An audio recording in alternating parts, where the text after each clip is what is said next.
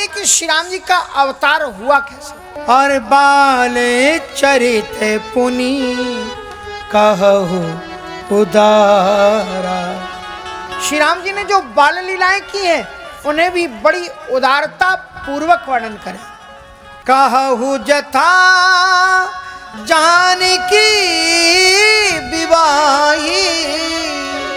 जिस प्रकार प्रभु श्री राम जी ने धनुष को भंग करके मिथिलेश नंदिनी सीता जी का परिणय किया, विवाह किया, उस कथा को भी सुना। और आज तजा सो दोष निकाल।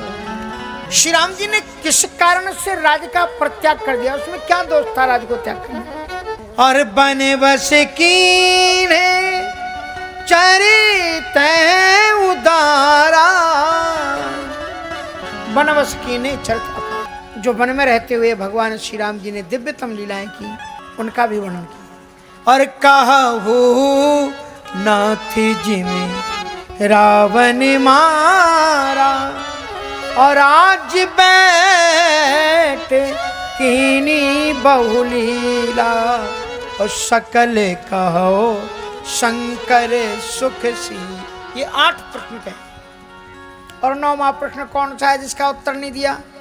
बोले बहुरी कहो करुणा यतन कीन जो अचरज राम। प्रजा सहित रघुवंश मणि किम गविने निज धाम। श्री राम जी ने एक ऐसी लीला की जो आज तक के इतिहास में कोई राजा कर नहीं सका। वे जब इस धरती से अपने स्वधाम के लिए गए तो न केवल अपने स्वजनों को, परिवार को, प्रजा को, कीट और पतंगों तक को मुक्ति करके अपने धाम में लेकर के गए। आज तक ऐसा किसी ने काम किया नहीं। इसका उत्तर गोस्वामी तुलसीदास जी ने गोलमोल दिया है उत्तरकांड में। क्षीर सिंधु गवने, भगवान वाटिका में जाते हैं। भरत दीन निज बसन रसाई, बैठे प्रभु सेवैं सब भाई। मारुत सुत्तम मारुत करई, पुलक बपुस लोचन जल भरई।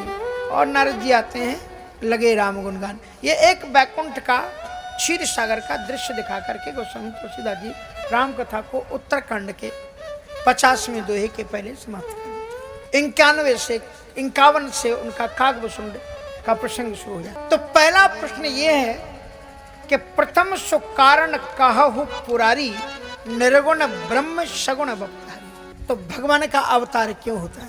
राम जन्म के हेतु अनेका, परम विचित्र एक। राम जन्म के हेतु अनेका, परम विचित्र एक तेका।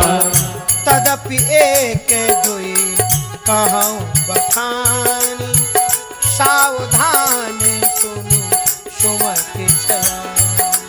ओ तदपि एक दुई कहूँ बखानी, सावधान सुनु सुमति छया।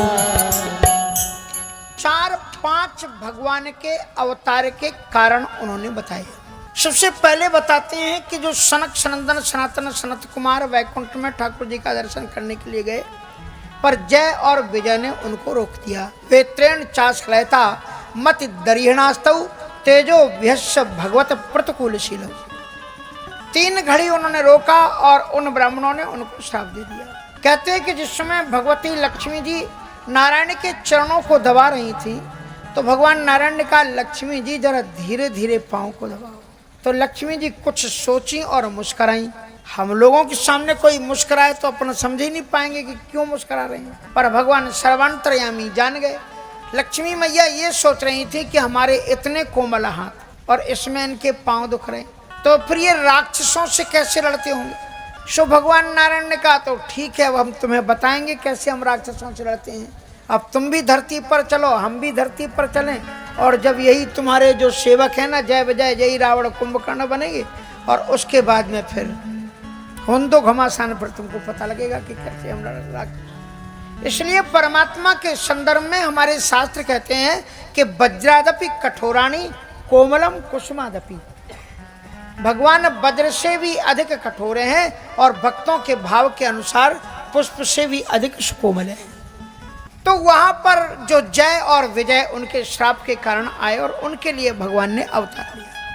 और एक अवतार का कारण ये हुआ कि जो जलंधर था, जलंधर की पत्नी वृंदा थी और वृंदा इतनी पतिव्रता नारी थी कि उसके पतिव्रतत्व प्रभाव के कारण भगवान शिव जलंधर का वध नहीं कर पा रहे थे। भगवान नारायण से प्रार्थना की। पार्वती जी ने शिव पुराण में बड़े विस्तार से विषय है। और छलकर टारियु तासव्रत प्रभु सुर कारज की, जब ही जान्यू मरमते ही श्राप कोप कर दी। वृंदा को जब पता लगा कि ये मेरे पति के रूप में ये साक्षात नारायण ने मेरे पातिव्रतत्व को नष्ट किया है, तब उन्होंने श्राप दिया कि जाओ तुम एक साधारण सांसारिक मनुष्य बनकर के आए, तुम भी धरती पर जाकर के साधारण मनुष्य बनो। और जैसे तुमने मेरे साथ में छल किया ना, उसी प्रकार से यही जो तुम्हारे दो सेवक हैं जय और विजय, यही तुम्हारी सीता को हरण करके ले जाएंगे। तब पर तुम देखना, तुम भी रहोगे ऐसे। छल कर टारी तासव्रत प्रभु से एक ये कारण बताया। और एक कारण में बताते हुए कहते हैं कि नारद श्राप दीन एक बारा, कल्प एक तेहि लग अवतारा। एक बार नारद जी ने श्राप दिया। इसको सुनते ही पार्वती जी थोड़ी ठिठकी। कहा नारद जी तो हमारे गुरु हैं और गुरु जी का नाम लिया। बोले गुरु जी ने श्राप दिया? बोले हाँ। अब देखो गुरु में श्रद्धा कितनी होनी चाहिए। अब देखो जो अपना चैनल है ना, यूट्यूब चैनल स्वामी राम कमलदास वेदांती नाम से है, तो इसमें कथा को देश विदेश में बैठे हुए लोग सुन रहे हैं। कल या परसों हमने बताया था कि सती जी ने गुरु दीक्षा की बात कि ना सिद्धित क्रिया कापी सर्वेशम सदगुरु बिना, शिव महापुराण का श्लोक। तो कल ही फोन एक देवी जी का आया और उन्होंने आग्रह किया कि महाराज जी जब आप वाराणसी रहें, हमें सूचना मिल जाए तो हम मधुबनी वहाँ बिहार से आकर के दीक्षा की। कथा दूर दूर तक लोगों को प्रेरित करती है। आप जितने यहाँ सुन रहे हैं इससे ज़्यादा लोग बाहर सुन रहे होंगे कथा को। और ये कथा यूट्यूब में बराबर रहेगी। और इसका अच्छा तरीका है, अपने बच्चों से कह दो कि बेटा हमारे महाराज जी का यूट्यूब चैनल सब्सक्राइब कर दो और बेल आइकन दबाना भूलना मत। फिर आप जब चाहो तो इस कथा को जो अभी हो रही है बाद में भी आप सुन सकते हो, क्योंकि वो तो यूट्यूब चैनल पर तो बराबर आपको सुरक्षित मिलेगी। इसमें लगातार कथा ये देखो ये चल रही है। तो इस प्रकार से कथा के दिव्य मंगल में प्रभाव से दूर दूर तक लोगों को, तो पार्वती की गुरु में श्रद्धा कितनी है। जो ही उन्होंने ये कहा शंकर जी ने कि नारद श्राप दीन एक बारा, कल्प एक तेहि लगे अवतारा, तो गिरिजा चकित भई सुन बानी। और क्या बोली? बोले ये मैं बात कैसे मालूम, नारद विष्णु भगत पुण्य ज्ञानी, वे भगवान नारायण के भक्त हैं, वो उनको श्राप कैसे दे सकते हैं, और फिर वो ज्ञानी भी हैं। ये जो राम जी का वनवास हुआ है किस कांड में हुआ? अरण्य कांड में। और अरण्य कांड को कभी ध्यान से पढ़ना। इस अरण्य कांड को सुनाने के प्रारंभ में शंकर जी ने पार्वती जी को सावधान किया कि उमा राम गुण गुण पंडित मुनि पावहि बिरति, पावहि मोहे विमूढ़, जय हरि भगत ना धर्मरति। हे उमा, हे पार्वती जी, राम जी के बड़े गूढ़ चरित्र हैं। जिनको भगवान के चरणों में प्रेम नहीं है, जिन्हें वास्तविक ज्ञान नहीं, उनको अज्ञान हो जाएगा, मोह हो जाएगा। तो कहते हैं नारद जी तो विष्णु भक्ति भी हैं और ज्ञानी भी हैं। कारण कवन श्राप मुनि दीना, नारद जी ने उनको श्राप क्यों दे दिया? और वो कहते हैं हमारे गुरु जी तो कुछ गलती कर नहीं सकते, ऐसे वैसे तो उन्होंने श्राप दिया नहीं होगा, जरूर नारायण ने कोई गलती की होगी। गुरु जी के पक्ष में है ये नहीं कहने हमारे गुरुजी से गलती हो सकती। बोले नहीं नारद, कारण कवन श्राप मुनि दीना और का अपराध रमापति की ना। हमें आप ये बताओ कि रमापति ने अपराध क्या किया था जिसके कारण से ऋषि ने श्राप दिया। और उसके बाद में एक बड़ी लंबी कथा शुरू होती है। हमें आपको बहुत कथा सुनानी है, इसलिए हम अकेला नारद जी का चरित्र सुना नहीं सकते। दो एक चीजें इसकी हम आपको बता देते हैं। हिमगिरी गुहा एक अति पावन, बह समीप सुर तरी। हिमगिरी गुहा एक अति पावन, बह समीप सुर सरी सुहावन। आश्रम परम पुनीत सुहावा, आश्रम परम पुनीत सुहावा। देखे देव ऋषि मन अति भावा। देखे देव ऋषि मन अति भावा। परम विकल मन लागी समान। सहज विमल मन लागी समाधि। सुमरत हरहि श्राप गति बाधी। देखो संत में और गृहस्थ में अंतर क्या होता है। बुरा नहीं मानना, बताएं। अगर मना कर दो तो ना बताएं, काय के चक्कर में पड़े आप, झगड़ा काय को पड़े। संत में और गृहस्थ में क्या फर्क होता है। अगर गृहस्थ किसी जगह जाता है, अच्छा झरना हो और बहुत सुंदर फूल पत्तियां लगी हो, अच्छे अच्छे पहाड़ हो, तो गृहस्थ क्या सोचता है, यार एक दिन अपने दोस्तों को लेकर आए, अपनी बहू को, अपनी पत्नी को, अपने परिवार को लेकर के यहाँ आए, पिकनिक मनाएंगे। और संत अगर देखता है तो संत सोचता है कि काश इन्हीं पेड़ों के बीच में हमारे बाके बिहारी जी खड़े होते तो आनंद आ जाता। एक बार में आपने शायद नाम सुना हो, जो 7 आश्चर्य है ना, उसी में एक झरना है अमेरिका में। आधा पार्ट उसका अमेरिका में, आधा पार्ट कनाडा में। हाँ अरे ये उधर ही के हैं, इसलिए नायग्रा फॉल्स। तो हम उसके पास में कथा कर रहे थे। एक जो हमारे शिष्य थे उन्होंने कहा महाराज जी अगर आप चाहें तो यहाँ से सुबह 3 घंटे लगेंगे, जल्दी निकल जाएंगे, कथा के पहले आ जाएंगे तो आपको नायग्रा फॉल्स दिखाएं। उनका चलो। 7 आश्चर्य में गए, वाकई में अद्भुत नजारा था। ऐसा दृश्य मैंने कहीं देखा नहीं। तमाम लोगों ने देखा, किया, बहुत अच्छा था, एकदम इतना सुंदर झरना हमने अपने जीवन में कभी देखा नहीं था। अब वहां से जब चलने लगे तो उन सज्जन ने पूछा हमसे, उन सज्जन ने पूछा कि महाराज जी कैसा लगा आपको। हमने कहा बहुत अच्छा लगा। इसको देख के कैसा लगा, हमने कहा बहुत अच्छा लगा। बोले अगर ये भारत में होता तो हम समझ गए कि हमारी भारत की निंदा करना चाहते हैं। और कोई भी जो सच्चा देश प्रेमी होगा वो निंदा सुन नहीं सकता अपने देश की। तो बोले अगर ये भारत, तो ये कहना ये चाहते थे भारत में गंदगी ज्यादा रहती है, इसको कूड़ा करकट का ढेर बना दिया होता। तो मैंने कहा कि यदि ये जगह भारत में होती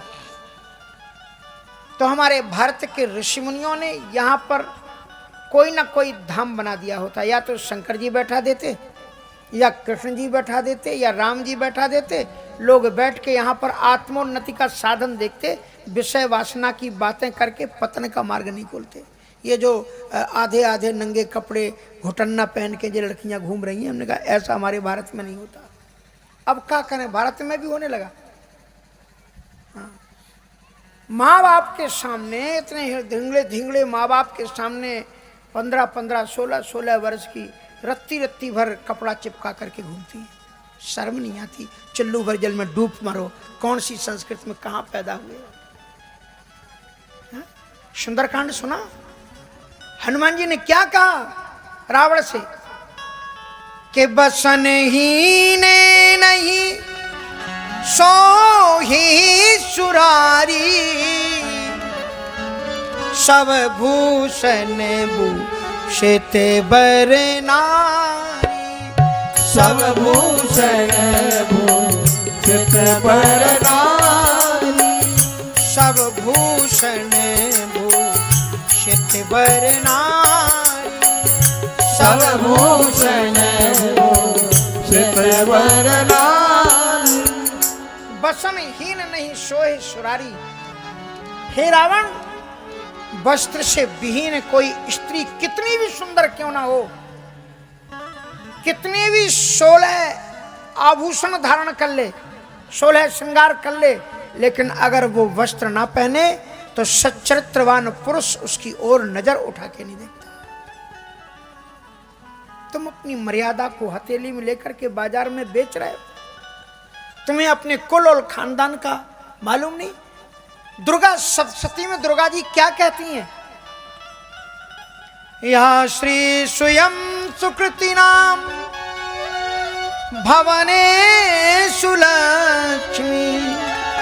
दुर्गा सप्तशती का 4th अध्याय देवता प्रार्थना करते हैं कि हे देवी, आप कहां पर किस रूप में रहती हैं? या श्री स्वयं सुकृति नाम भवने सुलक्ष्मी पापात्मनाम कुल दिया हृदय सुबुद्धि। श्रद्धा शताम कुल जन प्रभवस्य लज्जा ताम त्वाम नतास्मि परिपालय देवी विश्वम। दुर्गा सप्तशती का ये श्लोक कहता है, माताओं बहनों ध्यान से सुन लेना। दुर्गा सप्तशती में दुर्गा जी कह रही हैं कि मैं जो लज्जा युक्त स्त्रियां हैं उनकी स्त्रियों के हृदय में मैं लज्जा बन करके रहती हूँ। लज्जा स्त्रियों का आभूषण है और जिस स्त्री में लज्जा नहीं है वो निर्वस्त्र स्त्री है। इसलिए अपनी मर्यादा को समझ। रामचरितमानस पढ़ते तो राम तुम्हें भी बनना होगा। चलो राम के पद चिन्हों पर अब इतिहास बदलना। कल मैं बता रहा था ना कि सीता जी से जब पूछा कि वो कौन है तुम्हारे, तो सीता जी ने कैसे बताया, बहुर बदन विधु अंचल ढाकी और पियतन चितई भौं कर बाकी। उन्होंने कहा नहीं कि ये मेरे पति हैं, कहा था क्या, खंजन मंजु तिरीचे नयनन और बैनन नहीं कहा। निज पति कहू तने सी सैनन। तिरछी आंखों से राम जी की ओर देखा और ये मेरे हैं, बस इतना कह दिया। और वो गांव की स्त्रियां होती है ना, वो सही बात बताएं, बुरा नहीं मानना। शहर की स्त्रियों से लाख गुना अधिक पढ़ी लिखी होती हैं। ये एमए और डिग्री पीएचडी की पढ़ाई नहीं होती है। जो विज्ञान ने हजारों वर्ष के बाद में पता लगाया है, वो माताएं हमारे घर में पहले से गाय के गोबर से लेपती थीं। और आज जापान की पत्रिका बता रही है, विज्ञान बता रहा है कि जिस घर में गाय के गोबर से लेपा जाता है उसमें 48 घंटे तक दूषण कीटाणुओं से संघर्ष करने की क्षमता रहती है। भोजन आप रखा हुआ खा सकते हो और आपका शरीर रुग्ण नहीं बनेगा। गाय तो आपने मिटा दी, स्वार्थ में आकर के बेच दी। जो तुम्हारी माँ है वो सड़कों पर धक्के खा रही है, और जिनकी माताएं ऐसे सड़कों पर धक्के खाती हैं उनकी सभ्यता संस्कृति कौन बताएगा। हम इतना सब कर सकते हैं कि आपने गांव के बीच में एक गौशाला नहीं बना सकते। हम कहते हैं एक मंदिर कम बनाओ आप, लेकिन एक गौशाला बनाओ। एक गाय की आप पूजा करते हो तो 33 करोड़ देवताओं की पूजा आप करते हो। एक देवता को भोग लगाओगे तो एक देवता को भोग लगेगा, लेकिन एक गाय को अगर आप भूसा खिलाते हो, दाना डालते हो, तो आप 33 करोड़ देवताओं को भोग लगाते हो। जिस घर की गाय कटने के लिए जाती है उसकी 7 पीढ़ियां नरक में जाती हैं, ध्यान रख लेना। इसलिए गौशालाओं का निर्माण होना चाहिए, गैयों की रक्षा होनी चाहिए। तो कहने का मतलब यह था कि नारद, बड़ी सुंदर बात उन्होंने कही कि नारद जी, जब कोई गृहस्थ अगर होता तो गृहस्थ जब कोई चीज को देखता है तो उसके मन में यह भाव आ जाता है कि हाँ हम होते, संत नारद जी ने सुंदर दिव्य स्थली देखी और तपस्या के लिए बैठे। और यह भी आपने सुना होगा कि नारद जी को श्राप है कि वो 2.5 घड़ी से अधिक कहीं रुक नहीं सकते हैं। लेकिन सुमरत हरे ही श्राप गति बाधी, हरि को स्मरण करते ही श्राप की गति उनकी रुक गई। और जरा ऊंचा करना, ऊंचा करो नहीं तो फिर रख दो नीचे ऐसे ही। ऊपर नहीं कर पाएंगे क्योंकि है नहीं कुछ बांधने के लिए, क्योंकि वो कैमरे से फिर गुब्बारे गुब्बारे आएंगे, वो ठीक नहीं होगा।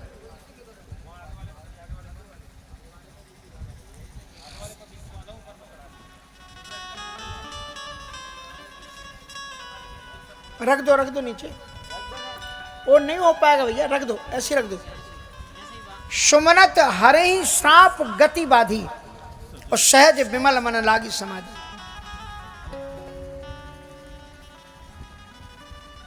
नारद जी महाराज कामदेव इंद्र डर गया। इंद्र को यह लगा कि सुना शीर मनमोह अति त्रासा चाहत देव ऋषि ममपुरवासा।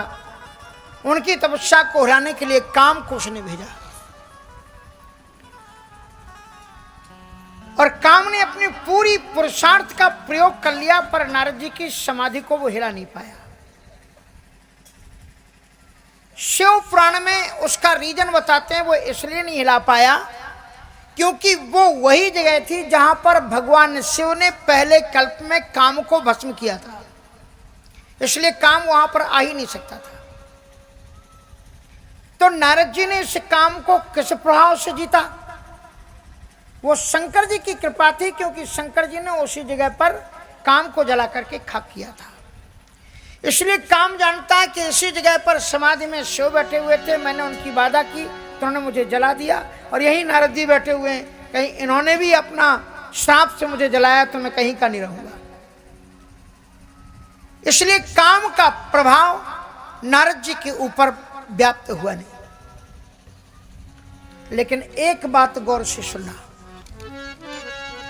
कि जो व्यक्ति बुलंदियों पर छा रहा हो, जिसकी कीर्ति दुनिया में छाई हुई हो, नीचे ना गिर रहा हो, उसको नीचे गिराने का आसान तरीका क्या है?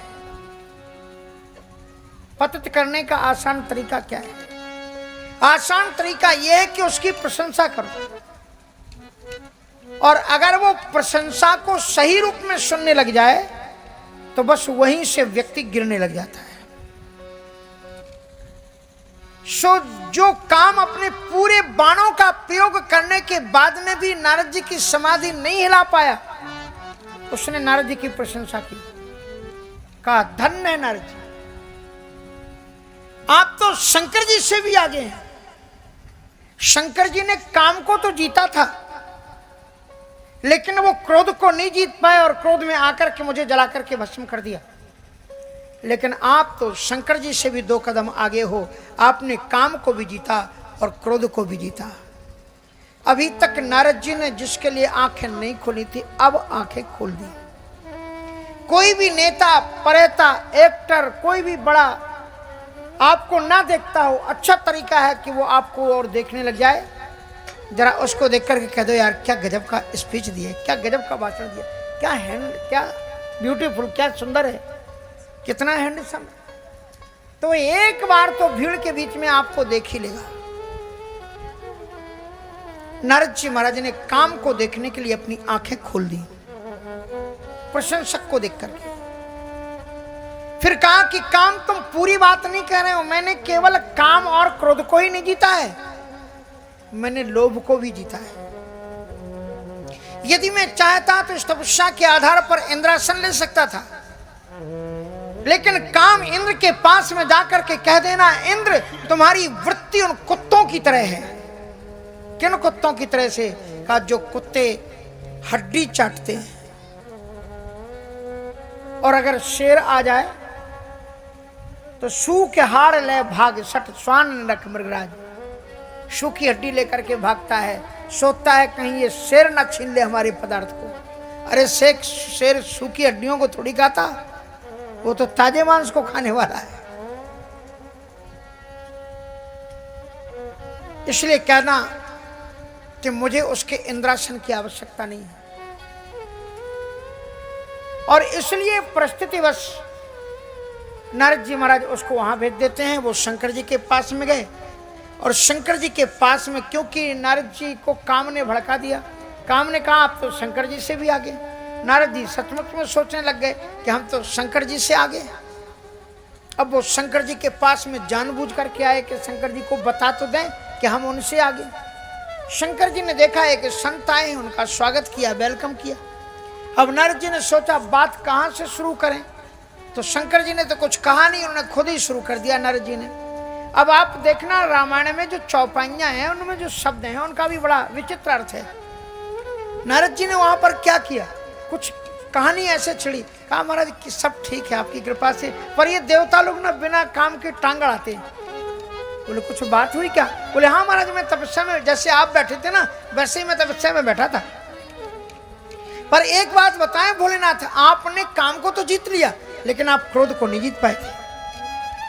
और आपने कुपित होकर के काम को जला करके भस्म कर दिया, पर मैंने काम को भी जीत लिया और क्रोध को भी जीत लिया।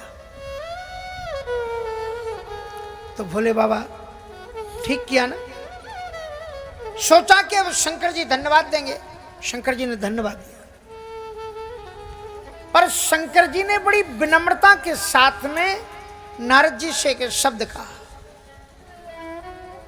क्या कह रहे हैं शंकर जी?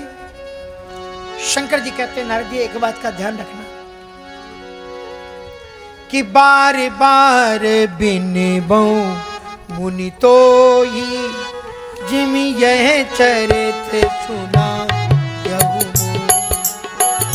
बार बार बिनबो मुनि तो ही जिम यह कथा सुनायहु मोहि तिम जन हरि सुनायहु कबहु तिम जन हरि सुनायहु कबहु तिम जन हरि सुनायहु कबहु तिम जन हरि सुनायहु कबहु चलय प्रसंग दुरायहु तब चले प्रसंग दुरायहु तब। शंकर जी ने कहा बार बार विनबो, मैं आपकी विनती करता हूं, बार बार करता हूं। शंकर जी ने ये मना नहीं किया कि ये कथा मत सुनाना। कभी कभी हम चौपाइयों का अलग अर्थ कर लेते हैं। उन्होंने ये नहीं कहा कि ये बात मत सुनाना, बोले सुनाना, खूब सुना। लेकिन उन्होंने दो चौपाइयां बोली कि बार बार विनबो मुनि तो ही जिम यह कथा सुनायो मोही तिम जन हरहि सुनायो कबहू और चले प्रसंग दुरायु तबहू। इसमें दो शब्द जोड़े, पहली चौपाई में जिमी और बाद में तिमी। जिमी मानी आपने जिस भाषा शैली के साथ में मुझे ये कथा सुनाई है, विष्णु जी को सुनाना, पर इस भाषा शैली के साथ में मत सुनाना। भाषा शैली का मतलब नारद जी ने कहा कि अरे मैं कोई कम थोड़ी था, ऐसी तपस्या की थी, कुछ नहीं, चलिए उसकी काम की मेरे सामने। बोले अभिमान छुपा लेना, क्योंकि भगवान को सब कुछ अच्छा लगता है, लेकिन मेरे गोविंद को सूरदास जी कहते हैं कि गुमान गोपाल है भावत नहीं। फिर चाहे इंद्र को गुमान आए तो गिरिराज जी उठा करके गुमान को नष्ट कर देते हैं। ब्रह्मा जी को अगर गुमान हो तो बहुत वत्सों और बछड़ों गोपों का रूप धारण करके उनके भी अभिमान को नष्ट कर देते हैं। भगवान को गुमान किसी का अच्छा नहीं।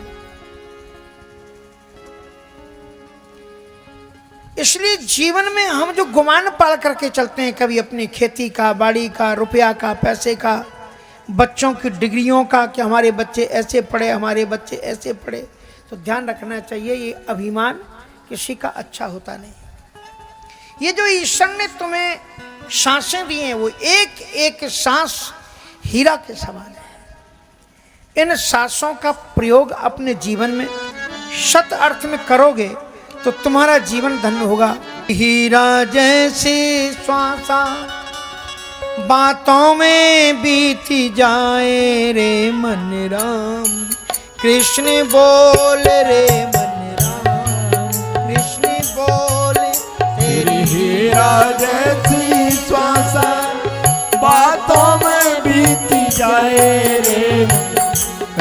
कृष्ण बोल रे मन राम कृष्ण बोल। तेरी हीरा जैसे श्वासा बातों में बीती जाए रे राम कृष्ण बोल रे मन राम कृष्ण बोल। हो तेरे हीरा जैसी श्वासा वो बातों में बीती जाए रे मन राम कृष्ण बोल रे मन राम कृष्ण बोल।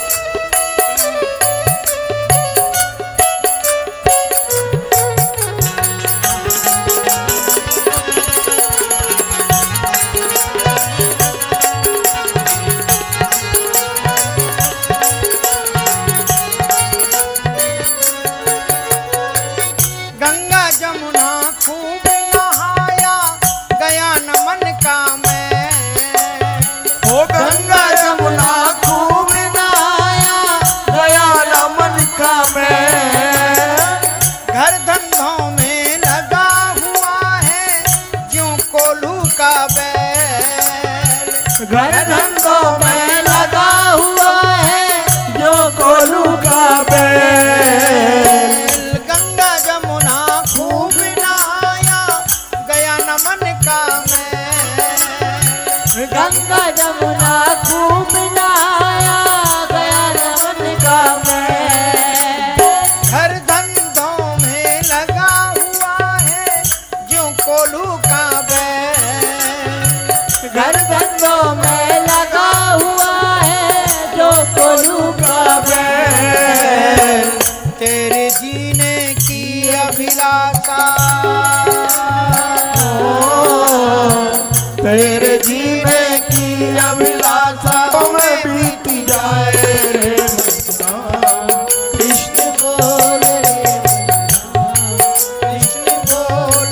तेरी हीरा जैसी श्वासा बातों में बीती जाए रे मन राम कृष्ण बोल रे मन राम कृष्ण बोल रे मन राम कृष्ण बोल रे मन राम कृष्ण बोल।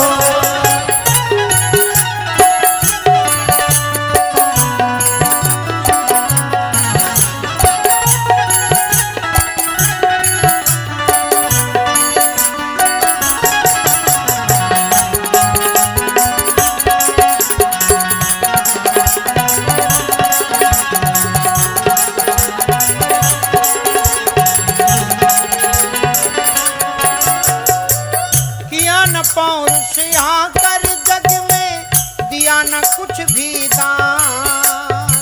दिया न पौरुष यहाँ कर जग में दिया न कुछ भी दान। मेरी तेरी करते करते निकल गया ये प्राण। मेरी तेरी करते करते निकल गया ये प्राण। मौके से रहते हुए व्यक्ति को सत्कर्म करना चाहिए। हर एक क्षेत्र और हर एक गांव का कर्तव्य होता है कि वर्ष में कम से कम एक विशाल सत्संग का, राम कथा का समायोजन हो, बच्चों को अच्छे संस्कार मिले, सभी लोगों का दान लगे, सत्पुण्य हो। इसलिए जीवन में जो हम धन कमाते हैं, धन पवित्र किए दान, उस धन की पवित्रता दान करने में होती है। ऐसे समायोजनों में, ऐसे यज्ञों में अपने पवित्र अर्थ का दान करके कहना चाहिए कि भाई बहुत अच्छा कार्यक्रम है, इसे आगे बढ़ाओ। किया न पौरुष यहाँ कर जग में दिया न कुछ भी दान। किया न पौरुष यहाँ कर जग में दिया न कुछ भी दान। मेरी तेरी करते करते निकल गया ये प्राण। मेरी तेरी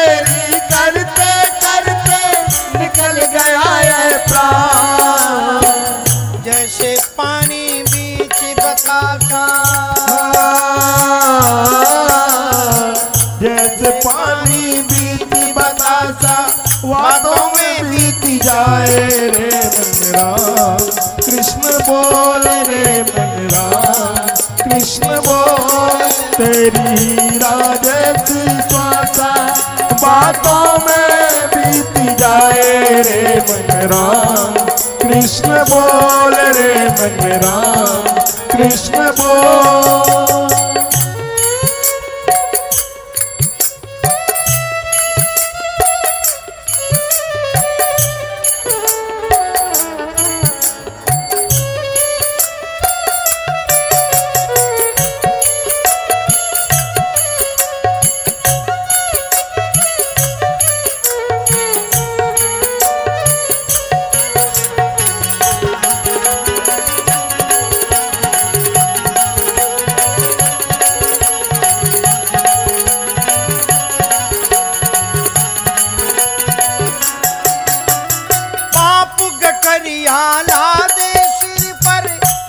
भटकता रो पाप गठरिया लागे सिर पर राह भटकता रो प्रेम सहित श्री सिया राम की किया ना कुछ भी खो प्रेम सहित श्री सिया राम की किया ना कुछ भी खो पाप गठरिया ला दे सिर पर राह भटकता रो पाप गठरिया लागे सिर पर राह भटकता रो प्रेम सहित श्री सिया राम की किया न कुछ भी खो प्रेम सहित श्री सिया राम की किया ना कुछ भी खो झूठा करता रहा तमाशा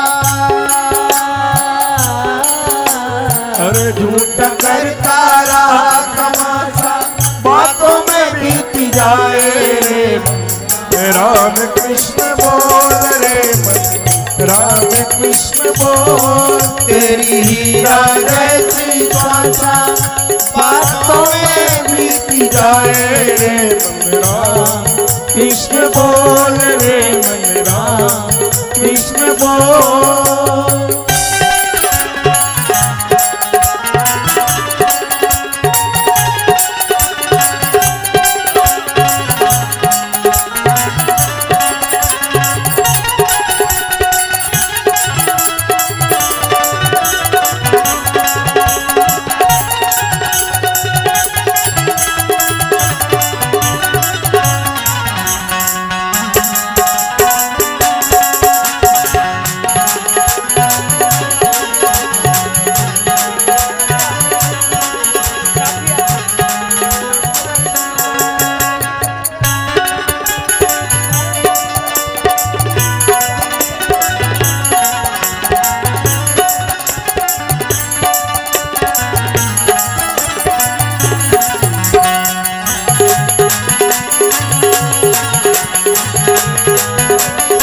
नस नस में प्रीति रोम रोम में राम रमा है जान तो नस नस में प्रति राम राम में राम रमा है जान प्रकृति बिंदु के कण कण में भी उसको तू पहचान प्रकृति बिंदु के कण कण में भी उसको तू पहचान नस नस में प्रीति रोम रोम में राम रमा है जान नस नस में प्रति राम राम में राम रमा है जान प्रकृति बिंदु के कण कण में भी उसको तू पहचान प्रकृति बिंदु के कण कण में भी उसको तू पहचान उससे मिलने की